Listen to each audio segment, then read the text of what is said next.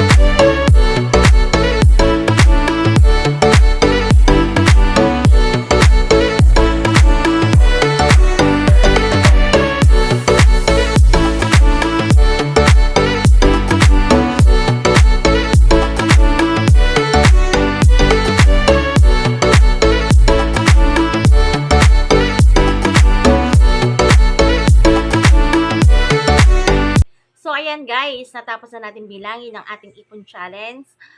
Bali ito is talagang sinadya ko na mag-ipon pero hindi ko na talaga matandaan kung kailan month ako nag-start na mag-ipon. Pero talagang dinicide ko to na bubuksan ko ng month of December kasi para kahit paano yung may ipon ko, meron ako may abot kahit magkano sa aking nanay. Kahit tagwa 1,000 man lang yan, tag 1,000 sila ng tito ko, is at least matuwa na sila kasi yung pinaka-importante meron kang may abot na galing sa puso mo. So, ito talaga, kinuha ko tong ipon challenge ko sa benta ko ng sako, yung mga sako natin. Kung nakikita nyo sa mga video ko is nagtitinda kami ng feed. So, yung mga sako, kinikip namin, tapos binebenta namin yung mga lalaki na 10 pesos, tapos yung mga maliliit is 5 pesos. Yun is lalagyanan nila ng basura. Tapos, yung kita natin sa yellow, ayun, hinuhulog din natin sa bote ng Wilkins at yung load. So, yung naiipon natin, kita natin sa load, sama-sama to. So, tatlo ko ang pinagkukuhanan ko ng ipon challenge ko. Si Sako, at kay load, at sa yellow. So, ayan. Ang total ng ating naipon is 11,900. Diba? So, malaki-laki na rin yun, guys. Lalo na, syempre, ngayon Pasko, yan, kailangan natin meron tayong madudukot. Kaya nga naniniwala ko sa kasabihan na pag may isinuksok, merong dudukutin. I hope po is nagustuhan niyo pong muli itong na-share kong video sa inyo at I hope is nakapagbigay po ako ng inspiration sa mga taong nanonood po ng aking video at sa mga nagplano pong magnegosyo ng sari-sari store at poultry supply at ito po kung plano nyo rin po mag-ipon challenge is magagawa nyo na po kasi siyempre meron kayong mapagkukuhaan ng source of income nyo para kahit paano, kahit tagi-isa-100 man yan, maihulog nyo po sa bote ng Wilkins, makakaipon po tayo. Kagaya po ng naipon ko ngayon na worth 11,900, di ba? Ito hindi po yung pagmamayabang. Ito po is para mabigyan ko po kayo ng inspirasyon na kaya pala nating mag-ipon kahit papano, kahit sa hirap ng buhay. So ngayon, yung pong susobra sa aking ipon is idadagdag ko po puhunan sa aking tindahan. And that's all for today's video mga kasari, mga kamamshi. I hope is nagustuhan nyo po ang aking senior na ipon challenge at nakapagbigay ako ng inspirasyon sa mga taong nagpaplanong mag-ipon at magnegosyo.